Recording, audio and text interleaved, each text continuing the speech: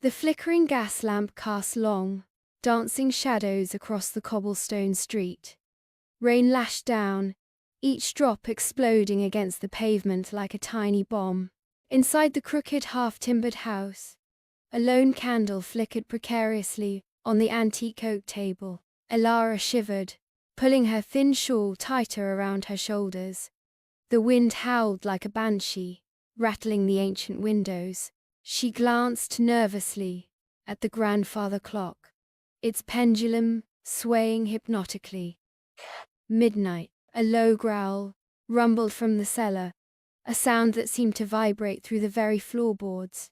Elara's heart hammered against her ribs. She'd heard the whispers, the hushed tones of the villagers, about the house, about the things that lurked within. The growl deepened, closer now, followed by a guttural snarl. Terror seized her.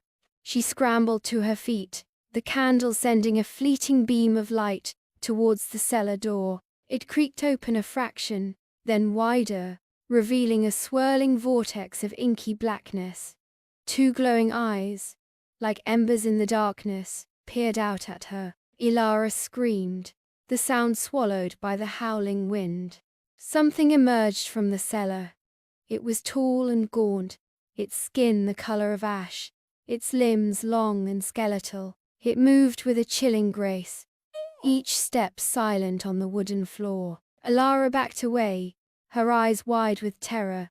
The creature let out a raspy, inhuman laugh, a sound that seemed to scrape against her very soul. It lunged, its claws outstretched, razor sharp and gleaming in the dim light. Elara squeezed her eyes shut, waiting for the inevitable. But the claws never found their mark. Instead, a searing pain erupted in her chest, followed by an agonizing silence.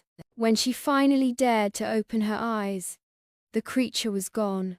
The cellar door had swung shut, the only sound the relentless drumming of the... Elara slumped to the floor, her heart pounding a frantic rhythm against her. She looked down at her chest.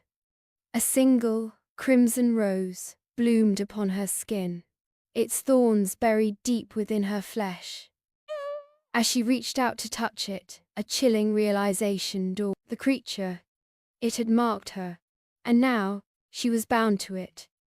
The howling wind seemed to mock her, a chilling reminder of the fate that awaited. For in this ancient house, on this stormy night, Elara had made a pact with the darkness, a pact that would forever bind her to the horrors that lurked.